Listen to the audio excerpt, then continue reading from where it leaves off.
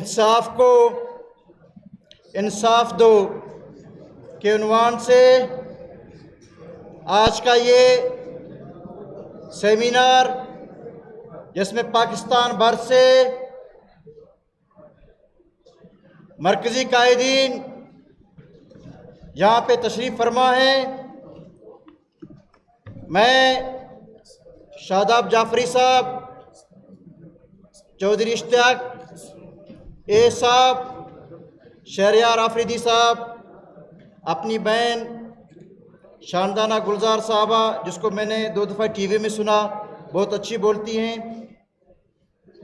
मौज़म भट्ट साहब, हलीम आदिल शेख साहब जो कि जोशीला तकरीर करने के बाद चले गए, इकबाल शाह साहब, सदर ILF बलूचिस्तान, शमस रिंद साहब, जमील बोस्तान साहब, और यहाँ पे ILF के कारकुनान जाफराबाद से अब्दुल सलाम उमरानी, आदम रिंद साहब तशरीफ़ फरमाए, अली हसन बुक्टी साहब। मैं तमाम साथियों का शायद नाम से ना पुकार सकूं, मैं माज़रत चाहता हूं। मैं अजीम शायर जो कि अहमद फराद की शायरी से मैं अपने तकरीर का आगाज़ करूंगा, जिनको अहमद फराद कहता है, ये अपनी मर्ज़ी से सोचता है, इसे उठा लो, उठाने वालों से कुछ जुदा है, उसे उठा लो। वो बेअदब इससे पहले जिनको उठा लिया था, ये उनके बारे में सोचता है, उसे उठा लो। अजीज साथियों, बलूचिस्तान का तारीख़,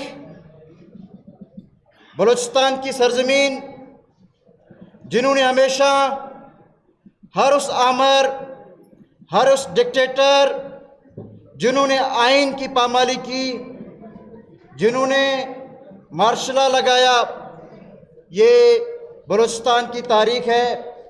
इस सरज़मीन से, बलूचिस्तान की सरज़मीन से हमेशा यहाँ पे तहरीकें उभरी हैं। आज इंसाफ को इंसाफ दो का ये जो नारा है, अदालतों को बचाने का ये जो नारा है, आज़ाद अदलिया का जो नारा है, बेसिकली ये नारा वकला का नारा था, ये नारा तमाम बार कौंसिलों का नारा है, और ये नारा ILF का नारा है। बलूचिस्तान बार कौंसिल ILF के साथ है। आज पाकिस्तान की अदालतें, बड़ी अफसोस से कहना पड़ता है कि सुप्रीम कोर्ट के अंदर, मैं जस्टिस काजी फाइसा साहब, आप अपने कारकर्दगी पे भी कभी सुमोटो लें। आज 58,000 से ज़ायद केसेस सुप्रीम कोर्ट में पड़े हुए हैं। आप तो लाइव चलाते हैं कि PTA को बैठ कर निशान देना है, नहीं देना है। आप तो जस्टिस हैं, आप तो इंसाफ करें। आप ये देखते हैं कि कौन सा केस किस बेंच में फिक्स करना है। जब आप सीनियर पोनी जज थे, ये रिकॉर्ड कैसा है, आप कहते थे कि अल जहाद ट्रस्ट केस में जो सीनियर तरीन जज है, इसको आप सुप्रीम कोर्ट में लेके आए। कल आपने क्या किया? बड़ी शर्म की बात है आपके लिए। कल आपने लाहौर से 4थे नंबर जज को सुप्रीम कोर्ट में लेके आए। शहरयार आफरीदी साहब बैठे हुए हैं। मैं तो कहता हूँ, अगर पार्लिमानी कमेटी अगर थोड़ा हिम्मत करे तो उनसे पूछे कि अल जहाद ट्रस्ट का ये जो फैसला था कि सीनियरिटी का वायलेशन नहीं होगा, क्यों 4थे नंबर जज को आप सुप्रीम कोर्ट में लेके आ रहे हैं? लाहौर हाई कोर्ट के जज को 2 महीना नहीं हुए, वो लाहौर का चीफ जस्टिस बना। वो इसलिए कि वहाँ पे नून लीग को उनके मर्जी के फैसले नहीं होते हैं। वहाँ पे जो ट्रिब्यूनल में जो केसेस हैं, वो अपने मर्जी के ट्रिब्यूनल लगाना चाहते हैं। तो लाहौर हाई कोर्ट का चीफ जस्टिस, जो सबसे बड़ी रुकावट था, आज आपने उसको सुप्रीम कोर्ट में लेके आए। जब आप अपनी मर्जी की बेंच लेके आएंगे, जब आप मर्जी का बेंच बनाएंगे, तो फिर ये बात होगी कि चीफ जस्टिस पाकिस्तान, फिर आप इस ट्रिब्यूनल का हिस्सा ना बने। तो ये उनका भी हक है जो इंसाफ लेने के लिए आपके पास आते हैं, वो उनकी मर्जी का जज भी चाहिए। जब आप इंसाफ नहीं करेंगे तो फिर आप उस बेंच का हिस्सा भी नहीं बने। ये डिमांड सिर्फ पीटीआई का नहीं है, बल्कि ये डिमांड हर उस वकील का है जो आइन और कानून की बात करता है।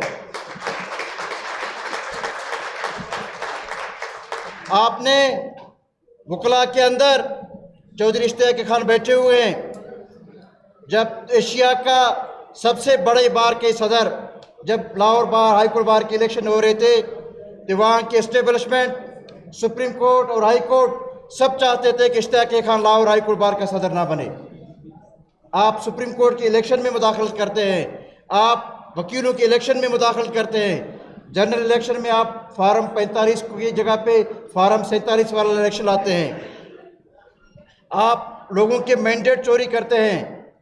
तो आज मैं खराज तहसीन पेश करता हूँ ILF बलूचिस्तान के सदर इकबाल शाह, शमस रिंद साहब को, जमील बोस्तान को, PTI बलूचिस्तान के क़यादत को, ILF के मरकज़ी क़यादत को, जो आज आप आज़ाद अदलिया के लिए जो आप मैदान में निकले हैं, आप ये जो कॉन्फ्रेंस करा रहे हैं, आज वक्त का ज़रूरत है, आज वक्त का तकाजा है कि हमारी अदालतें आज़ाद फैसला करें।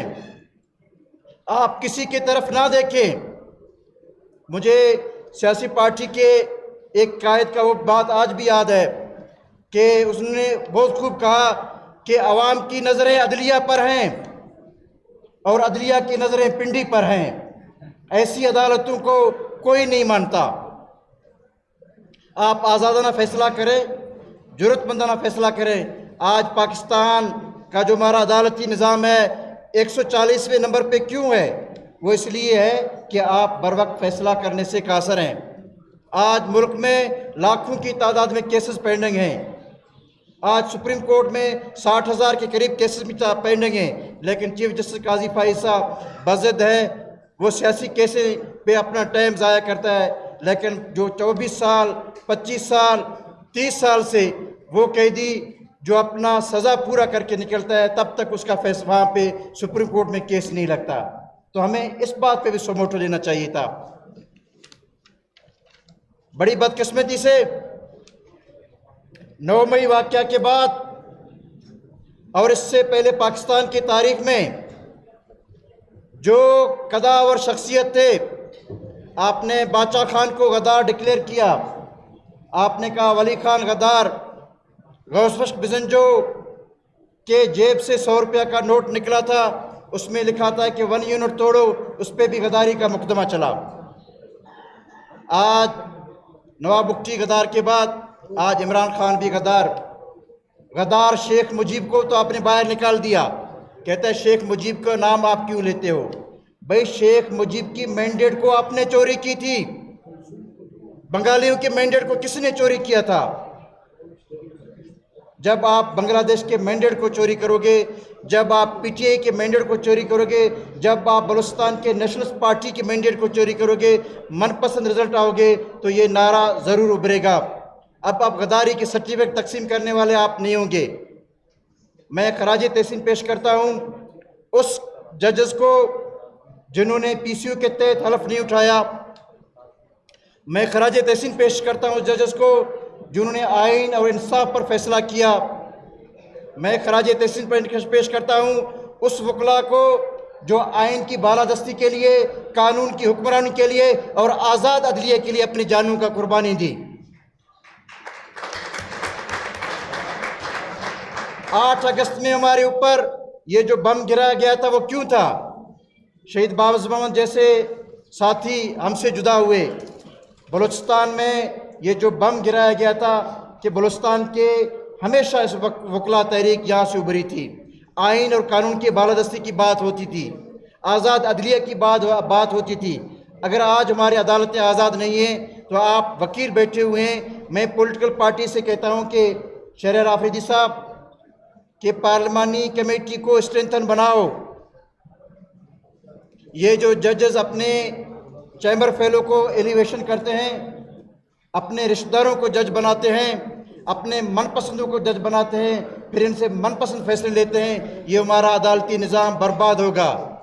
जब हमारा अदालती निज़ाम नहीं होगा, जब इंसाफ करने वाला नहीं होगा, तो ये मुल्क आज जिस नहज पे हम पहुंच चुका है, हम IMF के इतने कर्जदार हो चुके हैं कि हमारा GDP से ज़्यादा हमारा IMF के हम सूद के कर्जदार हैं।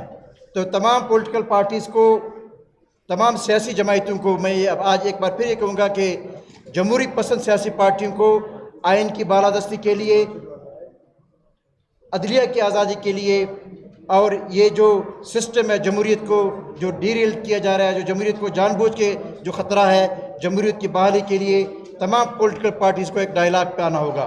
हम बलूचिस्तान बार कौंसिल आपके मेज़बानी के लिए तैयार हैं। हम तमाम सियासी क़यादत को, कायदीन को बुलाने के लिए तैयार हैं। आएँ, एक एजेंडा पे आएँ कि फ़ौज का पाकिस्तान की सियासत में मुदाखलत नहीं होना चाहिए। आएँ, इस एजेंडे पे बैठ जाएँ कि हमें आज़ाद अदलिया चाहिए। आए इस एजेंडे पर बैठें कि हम मैंडेट का एहतराम करेंगे। हम चोर दरवाजे से, जो भी चोर दरवाजे से आएगा हम उनको रोकेंगे। मैं आप लोगों का ज़्यादा वक्त नहीं लूँगा। PTI के मरकज़ी क़यादत, मरकज़ी कायदीन यहाँ पे एक्टिव हैं। मैं एक बार फिर ILF बलूचिस्तान के कायदीन का, इकबाल शाह का, शमस रिंद का, जमील बोस्तान का, PTI बलूचिस्तान के कायदीन जहांगीर रिंद, दाऊद शाह काकड़ साहब का, और अपने मेहमानों का, इश्तियाक खान का, शादाब जाफरी का, अपनी बहन शानदाना गुलजार खान, शहरियार आफरीदी साहब का, मैं आप तमाम जो बाहर से आए हुए मेहमान मौज़ूम भट्ट साहब का कि आप गुलज़मीन बलूचिस्तान में आए, हम आपको खुशामदीद कहते हैं। हमारे बलूचिस्तान बलोच पश्तून रवायत में यकीन आपके दोस्तों ने खिदमत की होगी। हम हाज़िर हैं, आप हमें टाइम दें, आप हमारा मेहमान बने। बार कौंसिल की तरफ से आप आएँ, हमारे खिताब करें, हमारा प्लेटफार्म हाज़िर है। आप हमारे घर में आएँ, हमारा घर हाज़िर है। मैं एक बार फिर आप तमाम साहितियों को, ये जो इंसाफ दो का ये जो नारा है, मैं ये कहता हूँ कि इंसाफ दो के नारा के साथ साथ अदालतों की आज़ादी का भी नारा लगाओ, पार्लियामेंट की आज़ादी का भी नारा लगाओ, और इस्टेब्लिशमेंट का जो सियासत में मुदाखलत है इसके खिलाफ भी नारा लगाना चाहिए। मैं एक बार फिर आप तमाम साथियों का बेहद मशकूर हूँ। बहुत शुक्रिया।